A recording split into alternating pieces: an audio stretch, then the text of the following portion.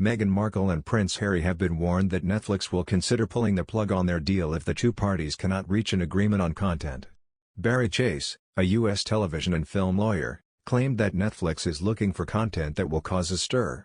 However, he claimed that the Duke and Duchess of Sussex want to produce content that speaks to their particular desire to make a point.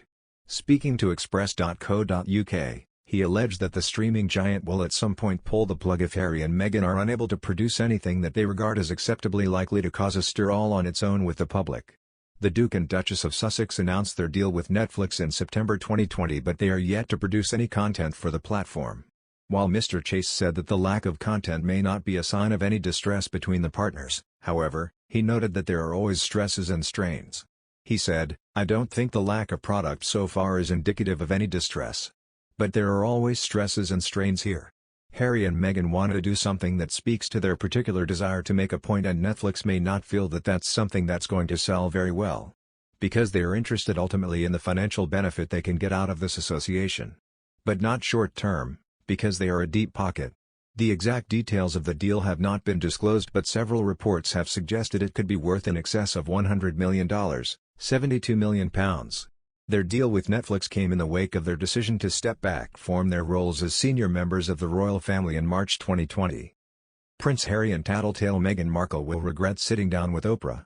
Not because of the bad blood now boiling inside Buckingham Palace. Not because of the Argentina-sized wedge that interview shoved between the royal family and the Sussexes. And not even because of the plunge in approval ratings they suffered in the UK last month. Experts believe Prince Harry and Meghan Markle risk jeopardizing their US dream by the old baggage they dragged across the continent with.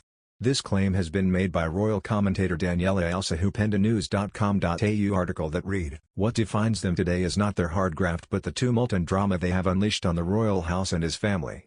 A lot can change in 15 months, especially when Harry and Meghan have spent the better part of this year sharing their truth with all the pent-up urgency of a recently divorced yoga teacher who has taken up journaling.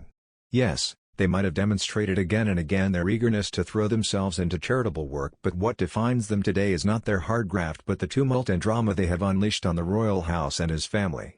What that means is that the couple no longer simply bring with them the magic stardust of royalty but more baggage than a Louis Vuitton warehouse. According to reports, Prince Harry is keen on Australia. And with good reason. It's no coincidence that an average of 30,000 Brits make the move down under every year. Australia is a wonderful country in which to both vacation and live. Despite Meghan Markle seemingly embracing the mass protests that have erupted all over the US, Prince Harry, it would seem, isn't as keen on being so close to the unrest. Sadly, these will be the memories that a lot of children currently living in the US will grow up with, and while many of them are unable to remove themselves from the situation, Prince Harry has to do what's right as a father. In reality, it wouldn't be that difficult to return home. All Prince Harry would have to do is claim that during a worldwide pandemic and the current political and social climate in the US, he's decided to return home for the good of his son.